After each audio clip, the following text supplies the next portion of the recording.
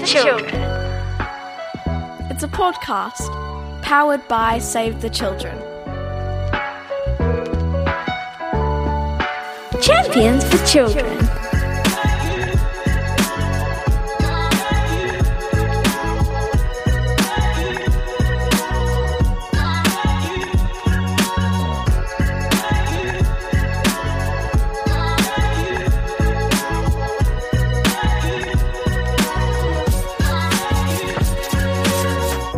Kia ora!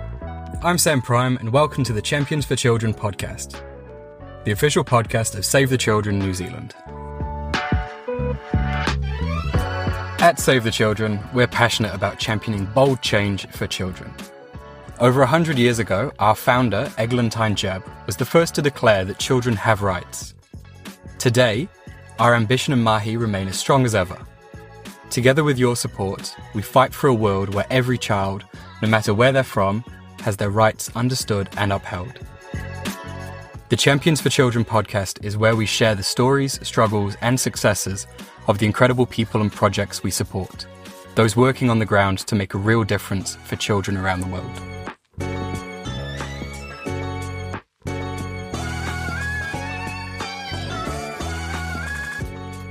Seven years ago, over 700,000 Rohingya people fled violence in Myanmar to seek safety in Bangladesh.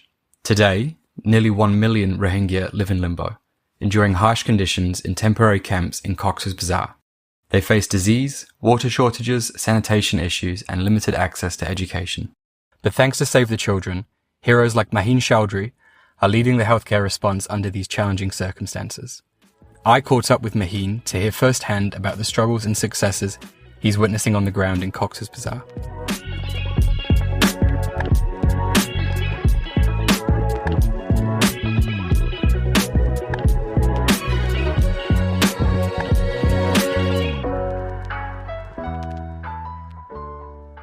Kia ora, Maheen. It's great to have you with us today. Could you introduce yourself and tell us a bit about your background? Thank you, Sam. I'm speaking from Cox's Bazar, Bangladesh, where we are supporting a million refugees staying in the camp.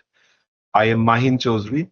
I'm the response director based in Cox's Bazar for Save the Children International. Here, we implement integrated services in multiple sectors, but specifically from New Zealand support, we implement emergency health services. So you're currently working with the Rohingya refugees in Cox's Bazar. Can you just paint a picture for us of what it's like for these refugees in the camp? We can visualize a highly concentrated area with makeshift settlements, but the main difference is the highly dense population. This is the largest camp in the world. In a small area, more than 1 million refugees are living. More than 52% of them children, 50% are female. In 2017, what we experienced was the world most fastest displacement happened in a very short period of time. In less than 5 months of time, 100,000 refugees crossed the border. They are not allowed to work outside. They do not have freedom of movement. So 100% they're relying on the humanitarian assistance coming from different part of the world, including food, health, education, wash, shelter and construction, cooking like liquid petroleum gas. The children, they have access to around 3,500 learning centers inside the camp, but as there is no formal accreditation yet in place, so we cannot really consider them as a formal education, rather it's informal. We have primary healthcare centers, we have health posts. In the camp situation at this moment, the protection risks are very high. Criminal activities, mostly for establishment of power structure inside the camp, because there are a lot of illegal activities, including drug trafficking, extortion, people trafficking as well. Another big concern at this moment we have been experiencing is abduction for many different reasons, including ransom, criminal activities. Another concerning area is recruitment for fighting in the other parts inside the Myanmar, including child recruitment happening. So overall, this is the situation at this moment. Humanitarian actors are trying best to keep the hope alive. We know that the crisis may continue for many years. We already passed 7 years. This crisis will continue to grow. Every year we are receiving less funding and we have to deliver more. Very, very complex situation and very tough to imagine be working in. I'm guessing that the living conditions in the refugee camp can't be the best for people's health. At this moment, the major health concern is related to malnutrition, related to acute watery diarrhea. It's also prevalence of skin diseases and pneumonias are very much linked with their living condition. Children are very much exposed to the natural calamity and are not strong enough or cannot prevent the regional hazard. So this disease occurs regularly. Infection rate is 20%, which is unbelievably high. This is something we are very much concerned about. Every organization are desperately trying to secure resources so that we can control it, because hepatitis C is curable, but it is very expensive. We always have to prioritize our resources for immediate need. We also see big number of asthma cases or difficulties with the lung and breathing issues. So these are also related to the poor living condition, their diet, and their lifestyle, which is very much challenging to have at least minimum space to feel better. Another challenging area is antenatal care and postnatal care. This is also related to social stigma. Non-assisted delivery are causing a lot of infant mortality. Malnutrition raised to record high since the crisis started. So from health service perspective, we have critical funding gap at this moment. Would you be able to fill us in a bit more on the types of healthcare service that Save the Children is providing in the camps? From Save the Children's side, we are delivering primary healthcare services. We have 24/7 beds. We have two primary healthcare centers in two different camps where we have 30 beds, mostly for maternity services as well as for regular healthcare needs. In addition, we also have three health posts because we phased out two for funding cut in the beginning of the year. And in the health post, we provide outpatient services. Our services are including reproductive health, nutrition services, and counseling. We also provide immunization and significant effort in the maternal health side. So as I mentioned before, the society itself is very much closed. So we have to conduct multiple discussion with the mother, with the caregiver, with the head of the family. So if I come to particularly New Zealand supported health response, first of all, we want to thank New Zealand people because this funding we have been receiving consistently and predictably since the 2017. At this moment, we are running two health posts, one in the southern part, one in the northern part of the camp. And both health posts are identified as a critical services by health sector. So that means the only health facility available in the proximity with a specific area of responsibility. We are happy to share that in our working area, morbidity rate is less than the average camp data. And from New Zealand support, this is a new addition for last 2 years because we identified number of children and adults having disabilities in different form. So we gradually included assistive device and rehabilitation service like physiotherapy. So yeah, that's the health service we deliver. Great to hear that our support has been helpful in some form. Obviously, there's many more projects that we wish we could fund, but it's great to hear that the donors and Save the Children are contributing in some way. Are you able to tell us a story about one of the things you've been working on that you're most proud of, or something that you've noticed has made a real difference to the refugees that you're working with? As I mentioned to you, we have two primary healthcare centers with 30-bed facility. One primary healthcare center is running for 7 years, one for we just started this year, but we consistently increased number of facility-based delivery. The training for the traditional birth attendant is also a key component because those are the game changer to have sustained behavioral change communication. In our working area, we have seen less morbidity rate, and particularly we have seen a big appreciation from the community, particularly from the girls and from the mother, including mental health support, which is not common in Cox's Bazar even.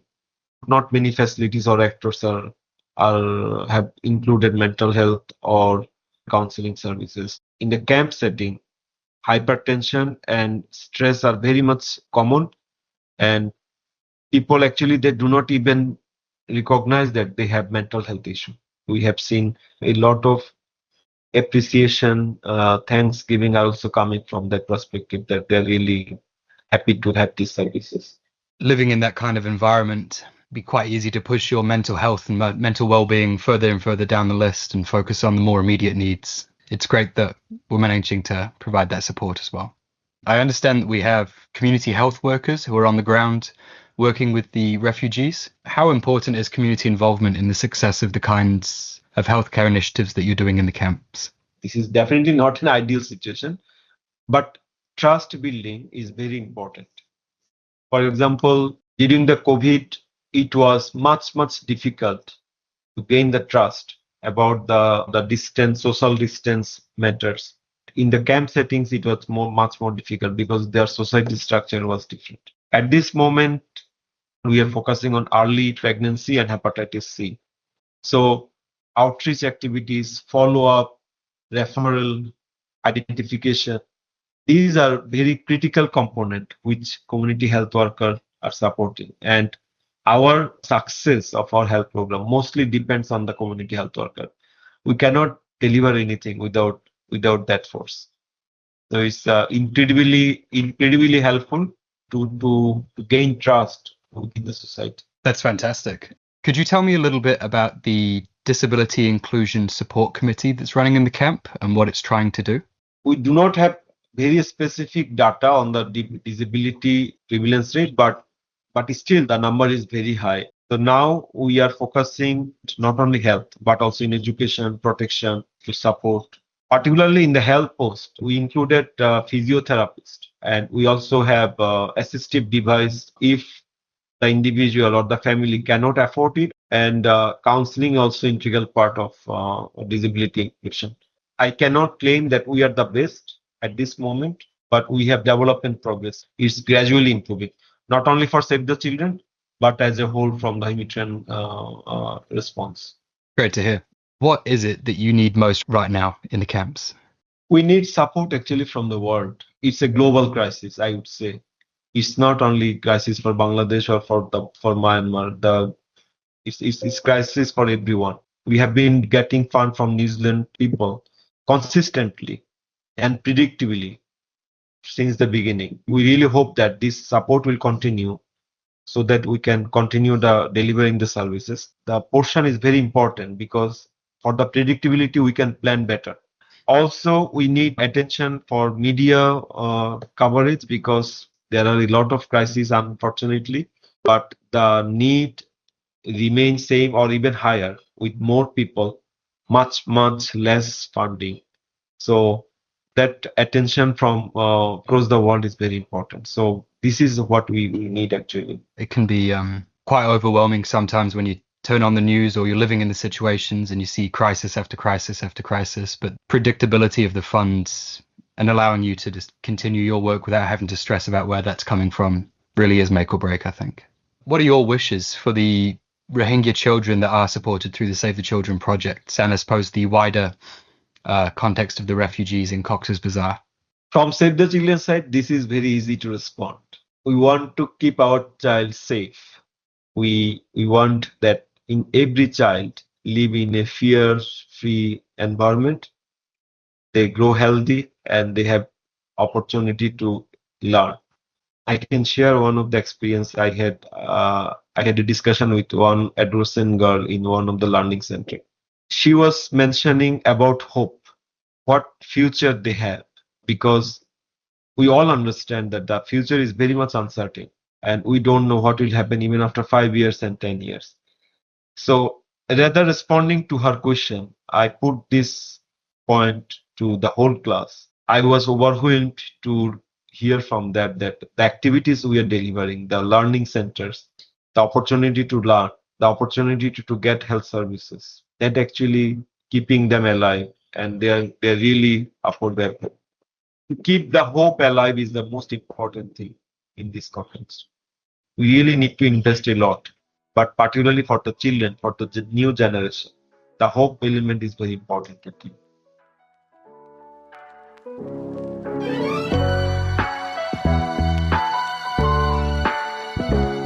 A huge thank you to Maheen for sharing his insights and for his tireless mahi fighting for children. To those of you who already support our work, a heartfelt thank you. If you'd like to join us in supporting Maheen's work with refugee children in Cox's Bazar, visit savethechildren.org.nz to learn about how you can help. Thank you for tuning into the Champions for Children podcast. Don't forget to subscribe wherever you get your podcasts so you don't miss future episodes. Until next time, ka kite. You've been listening to Champions for Children. Don't forget to subscribe.